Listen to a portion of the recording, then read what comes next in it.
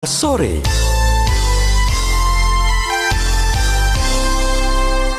Terima kasih untuk Anda pendengar yang masih setia bersama kami di Pro 3 RRI. Di Indonesia Menyapa Sore kali ini saya Puspita Ayu yang akan menemani segala aktivitas Anda, dan saatnya kami akan hadirkan talkshow siaran bersama Dr. Reza di hari ini yang akan mengangkat topik mengenai protokol kesehatan kedatangan jemaah haji Indonesia saat pandemi COVID-19. Seperti apakah perbincangannya, berikut kami hadirkan talkshow siaran sehat bersama dengan Dr. Reza. Alhamdulillah semuanya sehat. Oke, talkshow sore ini juga dapat disimak juga melalui live Instagram Radio Kesehatan, live Instagram Kemenkes _RI, serta disiarkan juga di RRI Pro 3, rri.co.id, live Instagram RRI Programa 3, maupun YouTube RRI Net Official dan RRI Net. Bagi sobat sehat yang ingin bergabung bertanya seputar topik, dapat SMS atau WhatsApp di nomor 0811 874 1919 atau dapat juga mention melalui Twitter dan Instagram @radiokesehatan. Baik, saya mau nanya-nanya dulu nih sama Dr. Syahril dan Dr. Reza sebelum nanti kita juga akan menanyakan pertanyaan dari penonton maupun pendengar. Untuk Dr. Syahril nih, bisa diceritakan ada berapa kloter kepulangan jamaah haji tahun ini, dan seperti apa gambaran para tim kesehatan di Kantor Kesehatan Haji Indonesia dalam mempersiapkan kesehatan para jamaah yang akan tiba di tanah air ini? Ya, terima kasih Mas Aldi. Kita ikut bangga, bersyukur ya dari 100.000 jamaah kita yang berkesempatan ya tahun ini, walaupun 50% dari kapasitas tahun 2019 yang lalu. Dan ini merupakan setelah 2 tahun ya kita melakukan ibadah haji ya. Dan alhamdulillah mereka sudah melaksanakan sebuah kewajiban hajinya, dan tanggal 16 kemarin sudah dipulangkan ke Indonesia ya. Ada 7 kloter ya, 7 kloter dari 4 debarkasi, baik Jakarta, Solo, kemudian dari Jakarta, Bekasi, yaitu semuanya sudah ada 7 kloter, dan nanti di gelombang kedua tanggal 30 Juli ya, tahun 2022. Nah, kita sudah menyiapkan sebetulnya ya, Dr. saya, para jamaah haji ini, bagaimana agar di pandemi COVID ini jamaah haji kita dapat melakukan dengan sehat gitu ya. Contohnya kita membatasi umur 65 tahun. Itu tujuannya adalah untuk memberikan yang prima kepada masyarakat kita ya. Kemudian yang tingkat risiko tinggi juga kita batasi dengan masuk betul-betul yang punya risiko tinggi, yang luar biasa itu kita seleksi dulu. Nah, dengan keadaan begini, maka petugas haji kita ya yang ada di kloter di TKHI itu ikut dalam kloter, maupun yang di Arab Saudi, di Mekah maupun di Jeddah dan Madinah, itu betul-betul mengawal ini ya, sampai kemarin di mana di Arafah ya, semuanya disiapkan dengan baik. Nah, tentu saja kepulangan ini agak diperlakukan lebih ketat ya. Karena apa? Karena kita masih suasana pandemi. Nah, kita tidak ingin jamaah yang pulang dari haji, kebetulan di Arab juga itu masih suasana pandemi, dan juga negara lain banyak yang jamaah haji juga, maka kita akan betul-betul mengawasi para jamaah yang pulang. Harapannya juga para jamaah, termasuk keluarga, memahami ini. Beda dong kalau belum pandemi dulu. Kalau belum pandemi, berduyun-duyun kita menjemput, kemudian sampai di rumah kita merayakan dengan tasyakuran, ya, dan berkumpul, makan, minum, dan sebagainya. Nah, untuk saat ini diharapkan satu ya, para jemaah itu begitu di dalam pesawat, begitu turun pun sudah harus self-assessment namanya. Kalau dia ada panas, ada demam, ada batuk, maka tolong untuk melaporkan ke petugas di debarkasi untuk dilakukan check up, ya. Nah, agar diketahui apakah ada virus COVID-nya atau tidak, termasuk penyakit-penyakit yang lain. Kalau tidak ada, ya bisa dipulangkan langsung ke rumah masing-masing, dan tentu saja harus ada namanya yang disebut dengan ya karantina mandiri lah di rumah, yaitu sekitar 1 minggu, dengan maksud mereka betul-betul menjamin tidak sakit apapun dalam 1 minggu. Demikian Mas Aldi yang perlu kita sampaikan kepada para jamaah dan juga keluarganya ya. Baik, terima kasih Dr. Syahril atas pemaparannya. Nah, tentu kedatangan masyarakat Indonesia ini yang pulang haji merupakan yang paling ditunggu ya sama keluarga dan juga warga sekitar ya, seperti yang tadi juga dijelaskan oleh Dr. Syahril. Nah, seperti apa protokol kesehatan yang harus dilakukan oleh para jemaah haji setibanya di tanah air dan bertemu kembali dengan keluarganya nih, Dr. Esa? Mengingat saat ini kita juga harus waspadakan ya dengan kenaikan kasus COVID-19 yang ada di Indonesia ini. Iya, baik. Betul sekali ya Sobat Sehat, para pendengar RRI, Healthiers, dan semua yang sedang menyimak melalui Instagram ya. Memang pertama-tama kita harus bersyukur ya, alhamdulillah bahwa penyelenggaraan haji tahun ini bisa berlangsung di tengah-tengah pandemi ya. Dan alhamdulillah Indonesia juga mampu ya untuk memberangkatkan jemaah dengan adaptasi kebiasaan baru, terus di sana juga tetap dengan protokol kesehatan yang ketat, gitu ya, dan dapat beribadah dengan lancar selama berada di sana di tanah air, kembali juga dalam kondisi yang sehat. Nah, tentunya seperti yang tadi sudah dijelaskan oleh Dr. Syahril, bahwa di tengah-tengah lonjakan kasus COVID-19 ini, memang protokol kesehatan ini harus menjadi kuncinya. Jadi sayang sekali kalau misalnya kemarin udah jaga-jaga gitu ya, ketika berangkat, kemudian di sana, di tanah suci, jangan sampai kecolongan ketika malah justru kembali ke tanah air ya. Memang pasti euforia kedatangan para jemaah haji ini akan melonjak gitu ya, telah mendapatkan gelar haji, hajah, ingin bersilaturahmi dengan anggota keluarga, dengan lingkungan gitu. Tapi tentunya melanjutkan apa yang sudah dilakukan selama naik haji kemarin, yaitu juga harus terus ya protokol kesehatannya sampai kita harus memantau 14 sampai 21 hari ke depan. Dan tentunya ketika ingin melakukan silaturahmi, maka ya harus yang utamanya semua yang ada di situ menerapkan protokol kesehatan yang baik. Protokol kesehatan kan kesannya namanya protokol gitu ya, padahal sebenarnya simpel banget kok. Kita kan udah belajar juga udah 2 tahun lebih ya tentang hal ini, mulai dari 3M aja yang simpel dilakukan. Jadi semuanya harus pakai masker, ya, terus kemudian juga nggak ada cupika-cupiki gitu ya, harus jaga jarak, nggak boleh cium tangan gitu aja kan, terus harus cuci tangan setiap kayak pegang-pegang, dan jangan makan bersama ketika bersilaturahmi ya, makan juga sendiri-sendiri. Kalau ada yang ngerasain gak enak badan kayak flu, batuk, pilek, demam, jangan diremehkan ya, jangan dianggap ini flu biasa. Tetap aja flu biasa pun bisa menularkan orang lain kan. Jadi sebaiknya tetap di rumah aja dan jangan bergabung gitu. Jadi ya jangan dianggap sulit. Silaturahmi sehat juga penting sekali untuk diterapkan ya, dan memang kuncinya sebenarnya itu supaya tetap sehat. Nggak rumit kok. Baik, menerapkan protokol kesehatan sebenarnya tidak serumit itu ya, asalkan kita semua tetap patuh. Karena kita sudah 2 tahun ini ya menerapkan protokol kesehatan dalam kehidupan sehari-hari, jadi ya harusnya sudah terbiasa dengan hal itu.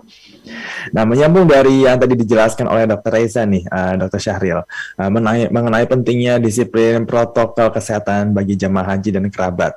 Seperti apa sebetulnya prosedur yang dilakukan pemerintah dalam memastikan kesehatan para jemaah haji? Ya, jadi kita bahas jemaah haji yang akan pulang ya, yang sedang pulang ini. Betul. Jadi yang pertama, pastikan kalau para jemaah ini sehat selama perjalanan. Itu satu. Nah, masing-masing jemaah, termasuk dokter kloter dan perawat yang kloter, itu harus bisa mendeteksi dini semuanya. Kan kadang-kadang kan karena kecapean ya, karena mungkin di sana kita kurang makan, kurang minum, sehingga membuat kita kelelahan. Maka di dalam perjalanan bisa saja terjadi umpamanya batuk-batuk ya, atau bahkan demam. Nah, untuk itu jangan takut, jangan khawatir, nggak apa-apa. Justru kita akan melakukan deteksi dini. Jadi turun di pesawat, akan diperiksa nih sama petugas kesehatan di debarkasinya, ya. Nanti yang bergejala akan dilakukan pemeriksaan selanjutnya. Yang tidak bergejala akan disiapkan untuk kepulangannya. Begitu saja. Sehingga apa? Kenapa yang bergejala ini perlu dilakukan pemeriksaan lanjut? Itu untuk mendeteksi dini kalau ada penyakit virus terutama yang saat ini sedang ada COVID-19 yang harus kita waspadai. Dilakukan nanti tes antigen, kalau dia positif dilanjutkan dengan PCR. Nah, kalau PCR-nya tetap positif, maka akan dilakukan isolasi mandiri. Jadi isolasi mandiri akan dilakukan oleh Satgas di situ, pemerintah setempat di situ. Contohnya kalau di Jakarta di Wisma Atlet, ya. Kalau di tempat yang lain, nah sudah disiapkan oleh masing-masing pemerintah daerah dan Satgas. Untuk berapa hari? Sekitar 5 sampai 7 hari sampai betul-betul jamaah ini dianggap tidak berpotensi untuk menularkan yang kita khawatirkan, yaitu dengan isolasi mandiri. Jadi sehat bagi dia. Kemudian juga diharapkan tidak menulari oleh keluarga. Tadi menarik dari Dr. Raisa, ya. Kita tahu memang orang jamaah haji ini betul-betul menjadi suatu kebahagiaan, ya. Senang banget rasanya kita bisa menunaikan ibadah haji.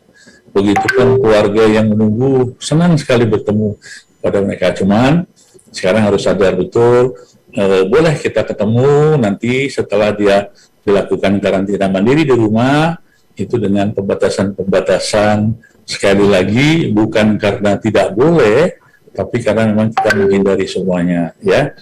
Nah, saya kira seperti cipika-cipiki, peluk-pelukan, kemudian cium tangan, saya kira saat ini untuk dihindari dulu sehingga kita menjaga kita sendiri dan seterusnya. Nah, apabila nanti selama di rumah, ya, itu kan ada masa 21 hari, ya, setelah pulang dari sampai ke tanah air, 21 hari ke depan, itu ada kartu kewaspadaan kesehatan jemaah haji. Itu harus diisi, dimonitor betul, kalau-kalau, ya, kalau-kalau aja, ya, ada gejala-gejala yang memang harus dilaporkan. Sekali lagi, penyakit yang kita waspadai bukan hanya COVID-19 loh, ya, tapi ada penyakit-penyakit yang lain, seperti halnya meningitis, ya.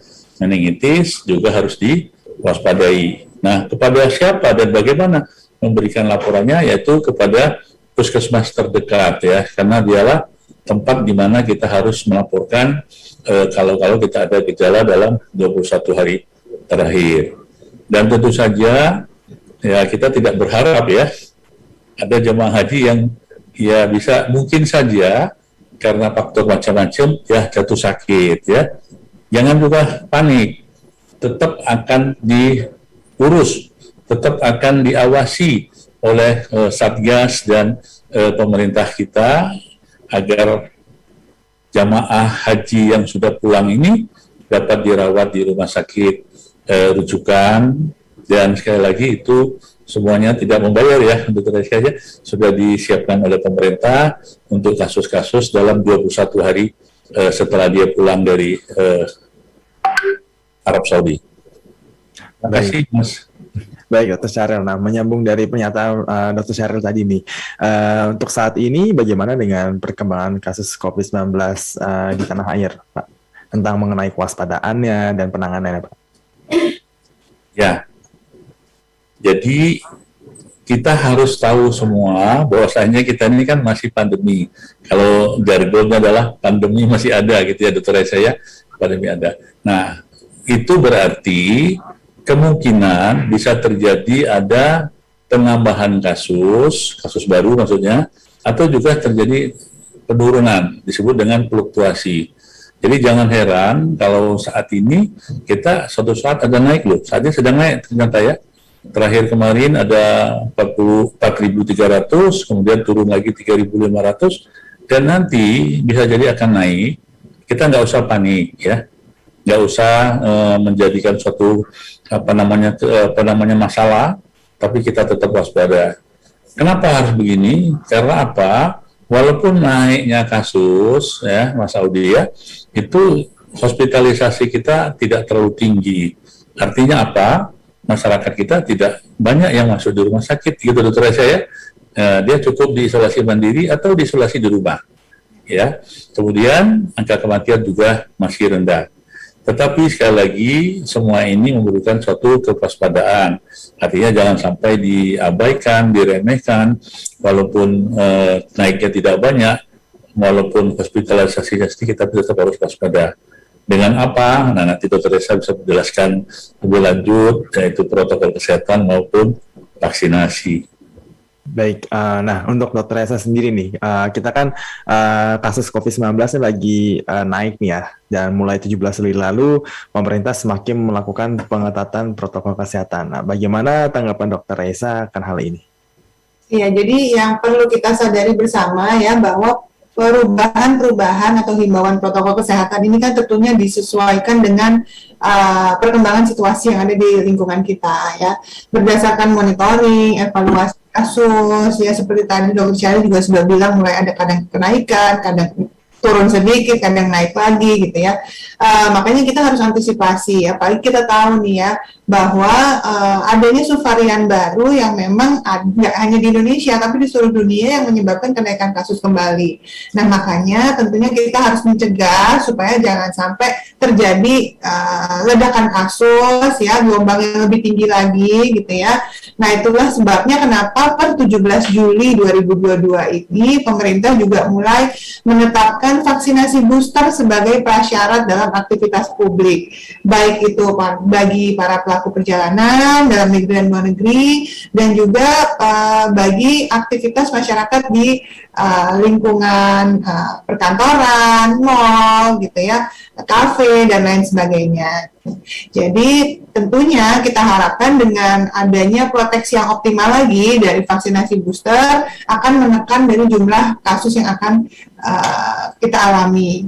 Itulah sebabnya buat yang belum booster, sebaiknya segera booster, karena sebenarnya percepatan vaksinasi booster ini ya itu sudah diinstruksikan kepada seluruh kepala daerah nih untuk mempercepat realisasi vaksinasi booster di wilayahnya masing-masing. Jadi buat yang baru 2 kali vaksinnya segera lengkapi untuk memperkuat antibodi kita lagi.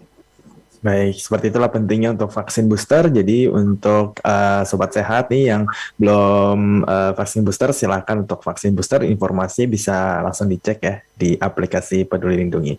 Baik, ada pertanyaan dari pendengar dan penonton dari Haryanto nih, kalau sudah divaksin, kenapa masih tetap dibatasi nih Dr. Reza? Karena mungkin yang maksudnya gini, jamaah haji kan seperti yang tadi Dr. Reza dan juga Dr. Syaril mention ya, bahwa jamaah haji pulang itu pasti ada excitement dari keluarga dan juga kerabat sekitar pengen ngadain hajatan dan segala macam. Nah, kalau sudah divaksin lengkap, kenapa kok masih dibatasi? Oh, baik. Tentunya pembatasan ini kan nggak cuma terpaut pada jamaah haji saja ya, pada seluruh masyarakat juga semuanya tentu ada pembatasan, termasuk ketika kita menerapkan sosialisasi di sekitar kita ya, nggak cuma jamaah haji, kita pun juga kan kalau mau bertemu orang yang kita nggak tahu status kesehatannya, kita tetap pakai masker, apalagi di dalam ruangan tertutup gitu ya, interaksi langsung, tetap jaga jarak, tetap cuci tangan, jadi sebenarnya nggak ada yang berubah. Ya, jadi vaksin memang salah satu hal yang sangat penting, tapi protokol kesehatan lainnya juga nggak boleh jadi dilupakan. Vaksin tidak bisa menggantikan protokol kesehatan, begitu pun sebaliknya. Makin banyak ikhtiar yang kita lakukan akan semakin baik. Jadi ya lebih baik lakukan semuanya gitu ya, supaya kita bisa tetap terus sehat, terlindungi dengan baik.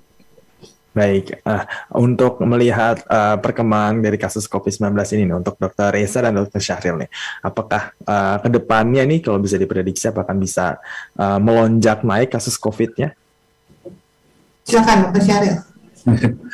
Ya, tadi nambahin sedikit ya, Dr. Reza. Jadi khusus jamaah haji kan itu hampir 95% itu kan sudah di booster ya. Nah, makanya pada saat kepulangan di debarkasi, itu dia tidak langsung diperiksa PCR atau membutuhkan antigen dulu, kecuali yang bergejala. Dengan maksud apa? Sesuai dengan apa yang disampaikan Dr. Reza itu, meningkatkan pengetatan tadi, ya. Apalagi ini kan baru pulang perjalanan nih, ya, banyak kerumunan orang di sana, kemudian banyak istilahnya kontak-kontak dengan orang yang kemungkinan besar mereka juga mempunyai gejala, ya. Nah, kalau tadi sahabat sehat, prediksi memang ada suatu prediksi kemungkinan jumlah puncak kasus konfirmasi COVID itu di BA4, BA5 ini diperkirakan minggu ketiga ataupun minggu keempat atau lebih. Nah, jumlahnya itu berdasarkan pengalaman dan perhitungan epidemiolog, yaitu sepertiga ya, dari jumlah Omikron yang lalu. Kalau Omikron yang lalu kan jumlahnya 60-an ribu ya, Dr. Reza ya. Nah, sekarang mungkin kita perkirakan sekitar 20 ribu. Nah, itu kan prediksi. Nah, kalau kita sudah tahu prediksi, ya kita coba nih untuk menekan atau mengendalikannya agar tidak sampai 20 ribu. Ya. Syukur kalau cuma 5.000, cuma di bawahnya. Berarti Indonesia hebat loh ya, Dr. Reza ya. Ya. Jadi kita kompak nih bagaimana mengendalikan kasus. Kalau negara lain kayak Singapura itu tinggi loh, walaupun penduduknya sedikit ya, mereka tinggi sekali, tapi mereka juga hospitalisasinya tidak tinggi. Jadi mudah-mudahan prediksi ini tidak menjadi kekhawatiran bagi kita semua, justru kita akan lebih waspada dan harus tahu risiko itu bisa terjadi kalau kita tidak disiplin gitu loh. Baik. Terima kasih Mas Aldi. Baik, terima kasih Dr. Syahril atas jawabannya, dan kita sudah hampir di penghujung sesi nih, sudah hampir 30 menit, dan sebelum kita menutup perjumpaan kita di sore hari ini, boleh untuk Dr. Reza dan Dr. Syahril berikan pesan sehat kepada para pendengar. Boleh mungkin dari Dr. Reza dulu? Oke, baik. Tentunya Sobat Sehat, Healthiers, para pendengar semuanya, disiplin protokol kesehatan ini penting sekali ya, apalagi kalau kita melakukan kontak langsung dengan orang lain. Bagi para jemaah haji, tetap terus melakukan pengecekan ya, dan perhatikan karantina mandirinya ya. Ini harus dilakukan dengan penuh tanggung jawab. Nah, per 17 Juli kemarin kan cakupan vaksinasi booster kita ini baru sekitar 25,48%. Ini harus ditingkatkan ya. Makanya mari saling bekerja sama, bagi yang belum booster segera lakukan booster. Karena booster ini juga penting sekali untuk kita bisa melakukan aktivitas dengan aman di ruang publik ya. Jadi buat yang belum tahu informasinya, kalau kita harus melakukan booster sebelum masuk ke pusat perbelanjaan misalnya, ke mal-mal, ke kafe-kafe, ke restoran, ke kantor gitu ya, yang menggunakan aplikasi Peduli Lindungi. Nah, ini segeralah lakukan booster. Baik, terima kasih Dr. Reza. Silakan untuk Dr. Syahril untuk pesan sehatnya. Mungkin khusus buat para jemaah haji yang baru pulang dan juga keluarga ya. Jadi bagaimana kita pulang haji dan keluarga yang menyambut jemaah haji ini tetap sehat ya. Jangan sampai kepulangan jemaah haji justru menjadi beban bagi kita karena sakit yang sebetulnya bisa kita hindari loh, ya kan? Ya. Tadi sudah kita dengar semua bagaimana para keluarga untuk tetap membatasi diri walaupun ingin ketemu gitu ya, kangen ya, dan juga mungkin termasuk oleh-olehnya kali ya. Gitu, jadi zam-zamnya ya. Membatasi diri itu untuk itu. Ya, seminggu saja ya, seminggu. Nanti setelah masa 21 hari pemantauan ini kita akan bebas dan insya Allah kita semua yang sehat dan menjadi haji yang mabrur gitu. Amin. Amin. Nah, itulah tadi pesan sehatnya. Jadi ditunggu aja 21 hari ya Sobat Sehat ya untuk karantina.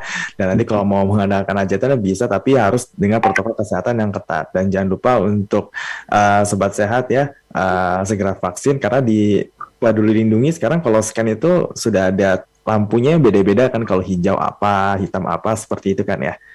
Betul. Iya. Baik demikian. Untuk yang hijau untuk yang sudah booster. Lalu ada kuning itu untuk yang baru vaksin lengkap sebanyak 2 dosis. Ya, jadi kalau mau berinteraksi di tempat-tempat publik pastikan sudah berwarna hijau. Baik, jadi kalau belum warna hijau berarti belum lengkap vaksinnya ya dok ya? Harus 3 sekarang ya. Iya, harus 3. Baik, demikian tadi perbincangan kita mengenai topik protokol kesehatan jamaah haji Indonesia saat pandemi COVID-19 bersama kedua narasumber kita, Dr. Muhammad Syahril, SPP MPH, juru bicara Kementerian Kesehatan, serta Dr. Reisa Broto Asmoro, selaku juru bicara Kementerian dan Duta Adaptasi Kebiasaan Baru. Terima kasih untuk waktunya Dr. Syahril dan Dr. Reisa, semoga sehat selalu. Ya. Salam sehat, Dr. Reza, Dr. Mas Abdi semua. Baik, salam sehat Dr. Reza dan Dr. Syahril. Dan untuk informasi kesehatan dapat kita akses di kemkes.go.id maupun sosial media Twitter @kemkes.ri, halo Kemenkes 1500567, serta tentunya di radiokesehatan.kemkes.go.id. Terima kasih untuk Sobat Sehat yang telah bergabung baik melalui Radio Kesehatan maupun sosial media live Instagram @kemenkes_ri dan live Instagram @Radio Kesehatan. Terima kasih juga pendengar yang sudah mendengarkan melalui RRI Pro 3, rri.co.id, live Instagram @RRI Programa 3 maupun YouTube RRI Net Official dan RRI Net. Saatnya saya Audi dan seluruh kerabat kerja yang bertugas pamit undur terlebih dahulu. Salam sehat dan selamat beraktivitas.